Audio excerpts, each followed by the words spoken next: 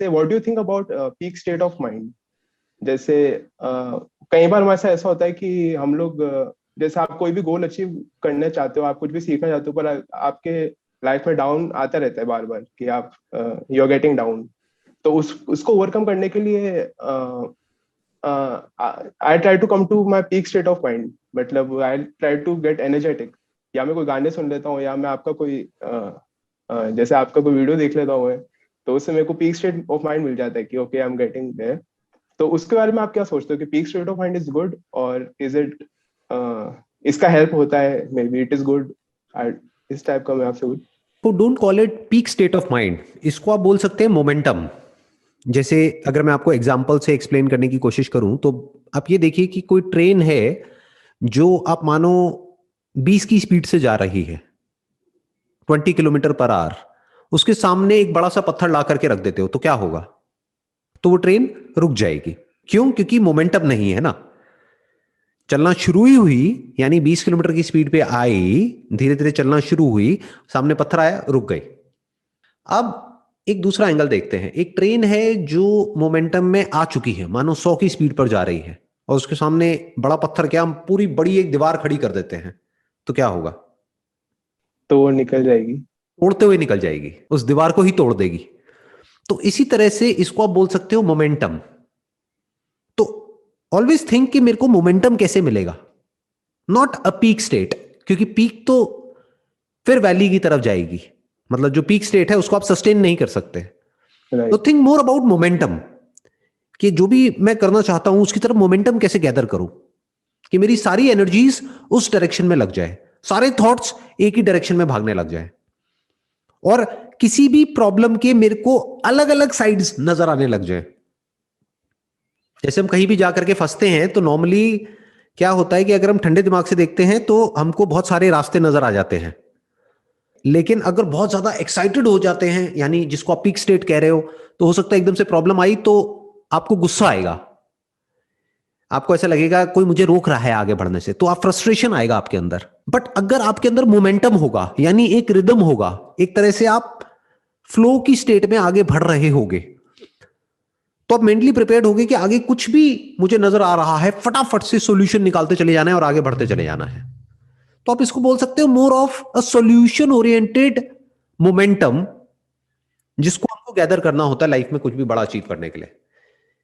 कि प्रॉब्लम्स आती है, फटाफट से सॉल्यूशन निकालो, आगे बढ़ो, सॉल्यूशन निकालो, आगे बढ़ो, तो मोमेंटम गेन कर लो। अब ये मोमेंटम कैसे गेन करेंगे? जैसे फॉर एग्जांपल आप बिजनेस करना चाहते हो, बिजनेस में आप कुछ बड़ा करना चाहते हो, तो मोमेंटम कैसे गेन करें? जो भी आपका आइडिया है, माइंड में जो चल रहा है, उस आइडिया को रिफाइन करते चले जाओ। Talk with as many people as possible. हम क्या करते हैं, अपने आइडिया को अपने माइंड में ही रखे रहते हैं। ये गलती मत कर बैठना, बात करो लोगों से, स्पेशली जिनको एक्सपीरियंस है उस फील्ड में, जिस भी फील्ड में आप कुछ करना चाहते हो। अब उस फील्ड को हम ब्रॉड भी कर सकते हैं, मतलब नैरो नैरो कैसे होगी वो फील्ड? मतलब एक पॉइंट भी हो सकता है कि आप उन्हीं लोगों से बात करो, अगर आप बिजनेस में एक्सपोर्ट में करना चाहते हो तो आप उन्हीं से बात करो जो एक्सपोर्टर्स हैं। दूसरा क्या हो सकता है, आप बिजनेस वाले लोगों से बात करो, आप एंटरप्रेन्योर से बात करो। ये दूसरा ऑप्शन है। जरूरी नहीं है कि वो एक्सपोर्ट फील्ड से हो, लेकिन ब्रॉडली एक एंटरप्रेन्योर का दिमाग तो अलग ही चलेगा ना।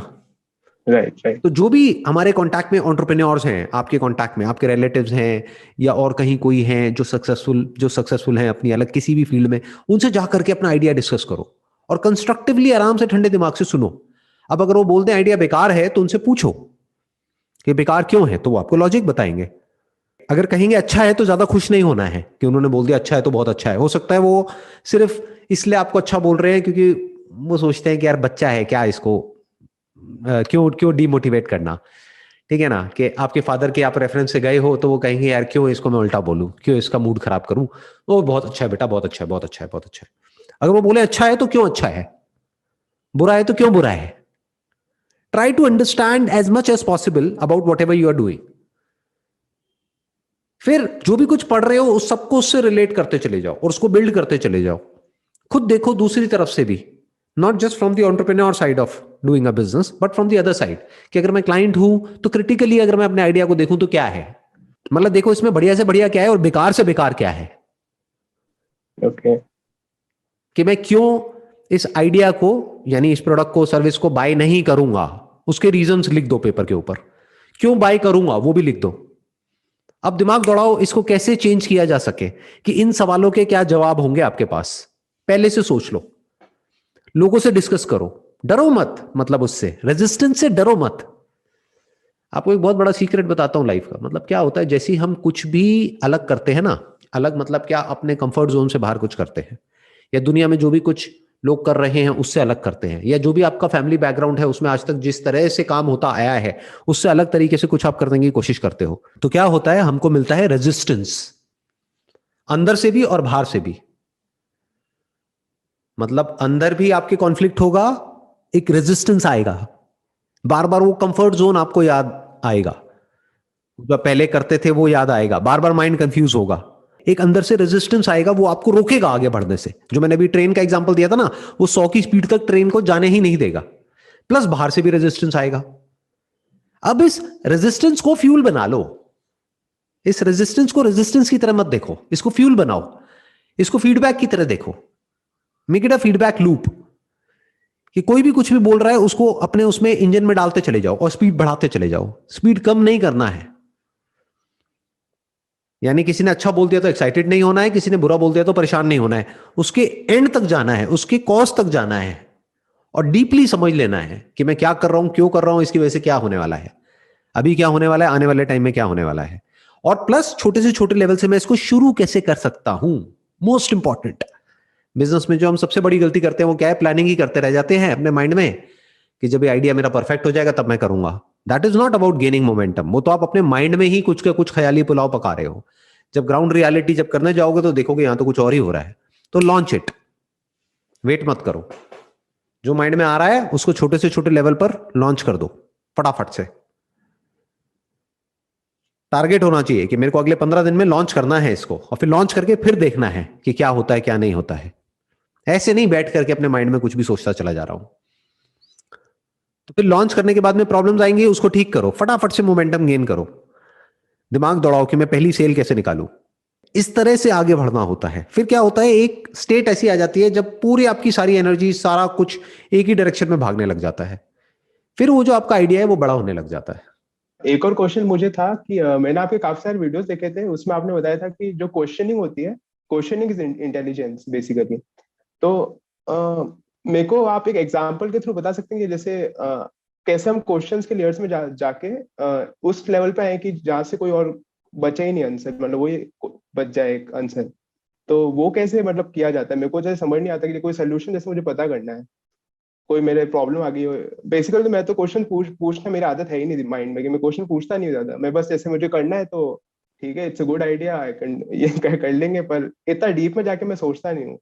तो क्वेश्चनिंग मेरे को बेसिकली वो पता करना है, कैसे हम क्वेश्चनिंग कर सकते हैं और कैसे उसके नीचे मतलब डीप में जाके हम लोग कैसे क्लैरिटी ला सकते हैं। अभी मैं उसी चीज का आपको आंसर दे रहा था। इनफैक्ट आपके पीछे मुझे 2 पोस्टर्स लगे हुए दिख रहे हैं, एक में बिल गेट्स है, एक में स्टीव जॉब्स है, राइट? तो देखो वो किस तरीके से सोचते थे, उनकी ऑटोबायोग्राफी पढ़ो दोनों की, देखो दोनों की थॉट प्रोसेस कितनी अलग है और क्या सेम था दोनों की थॉट प्रोसेस में। ऊपर ऊपर से देखोगे तो बिल्कुल अलग है, फंडामेंटली देखोगे तो सेम है। ऐसे समझना होता है, क्वेश्चन करो ऐसी क्या सिमिलैरिटी थी दोनों में, दोनों की थिंकिंग में, जो दोनों इतना आगे तक गए बिजनेस में। दोनों ने अपने अपने तरीके से दुनिया को मैसिवली इंपैक्ट किया और मैसिवली चेंज किया, और दोनों में क्या अलग था, अब उससे आप क्या सीख सकते हो। यानी जो दोनों में कॉमन था वो आप अपने अंदर डेवलप करो, और जो दोनों में अलग अलग था उसमें से जो अच्छा है वो ले लो, जो बुरा है उसको छोड़ दो। जैसे अगर स्टीव जॉब्स की बात करी जाए जो आपके पीछे हैं, he was very very particular about design, to keep things simple. He was an excellent marketer. Right. And Bill Gates की बात करी जाए, he was an extraordinary product developer, software as product, इस कॉन्सेप्ट को शुरू करने वाले ही वही थे पूरे वर्ल्ड में। तो सोचो कि जब ये सब कुछ नहीं था तब उन्होंने कैसे देख लिया इतना कुछ। दोनों की ही विजन शुरू से ही क्लियर थी, दोनों की स्टोरीज काफी हद तक मिलती जुलती मिलेंगी। अंडरग्रेड लेवल से ही दोनों ने शुरू कर दिया था, दोनों एक दूसरे से अलग थे, लेकिन एंड गोल अगर देखा जाए तो both were billionaires, both became billionaires, एक ही जगह पे जाकर के मिले। तो इस तरह से आप इनसे काफी कुछ सीख सकते हो। इस तरह से क्वेश्चनिंग करनी होती है, मतलब सही क्वेश्चनिंग करनी होती है, अपने आप से सही तरह के क्वेश्चंस पूछने होते हैं। जैसे जो भी आप करना चाहते हो उसमें उस बिजनेस से रिलेटेड क्वेश्चंस पूछने होते हैं कि मैंने किया, मुझे रिजल्ट नहीं मिल रहा, तो क्यों नहीं मिल रहा। आप कह रहे हो ना मेरी आदत नहीं है ज्यादा क्वेश्चंस पूछने की, मेरी आदत है कर देने की, तो करो, ये अच्छी आदत है, ये बुरी नहीं है। आपने किया, क्योंकि बहुत सारे लोग होते हैं वो क्वेश्चंस ही पूछते रहते हैं, कुछ करते ही नहीं है, उनका क्या फायदा है। वो तो इंटेलेक्चुअल स्टिमुलेशन हो गया ना। तो आपके माइंड में जो भी आ रहा है उसको कर दो प्रैक्टिकली, छोटे से छोटे लेवल पे। आपने किया, फिर या तो रिजल्ट अच्छा आया या नहीं आया। अच्छा आया तो अपने आप से क्वेश्चन पूछो क्या सही हुआ जिसकी वजह से अच्छा रिजल्ट आया, उसको और करो, उसको और अच्छे तरीके से करो, उसको और इंप्रूव करो। अगर रिजल्ट नहीं आया तो अपने आप से क्वेश्चन पूछो क्या गड़बड़ हुई है। स्पेशली जो भी आप करना चाहते हो उस फील्ड में जो ऑलरेडी सक्सेसफुल है, अपने आप से क्वेश्चन पूछो वो ऐसा क्या कर रहे हैं, उन्होंने क्या किया। बारीकी से उनकी एक एक स्टेप को ऑब्जर्व करो। मान लो उनको 20 साल हो गए हैं वो करते हुए जो आप करना चाहते हो, तो 20 साल पहले से लेकर के अभी तक उन्होंने स्टेप बाय स्टेप क्या क्या किया, कैसे कैसे किया, क्या क्या उनके टर्निंग पॉइंट्स थे, उसको आराम से ऑब्जर्व करो, आराम से समझने की कोशिश करो कि जो भी आपका मार्केट लीडर है, जिस भी डोमेन में आप जा रहे हो, उसमें ऐसा क्या है, क्या थॉट प्रोसेस है उनकी। तो उसको कॉपी नहीं करना है, क्योंकि उसको कॉपी किया तो आप हमेशा उनको पकड़ने का गेम खेलते रहोगे और वो आपसे बहुत आगे हैं। अब देखो कि जो भी वो कर रहे हैं बहुत बढ़िया कर रहे हैं, तभी टॉप पे बैठे हैं, बट कहीं ना कहीं कोई गैप बचा हुआ है। मार्केट में गैप ढूंढना होता है ना, तो गैप आपको नजर आना चाहिए कि ये गैप है, उस गैप को फिल कर दो, हो गया काम। बट गैप तक पहुंचोगे कैसे, जब क्वेश्चन पूछोगे कि उन्होंने क्या किया, क्या मार्केट कैप्चर कर लिया, तब आपको नजर आएगा अच्छा ये वाला मार्केट तो पूरा उन्होंने कैप्चर कर लिया है, बट यहां पर तो बहुत बड़ा गैप है, इसकी नीड बहुत ज्यादा है लेकिन सप्लायर कोई भी नहीं है पूरे वर्ल्ड में, let me fill this gap. इस तरह से फिर आप मोमेंटम गेन करते चले जाते हो।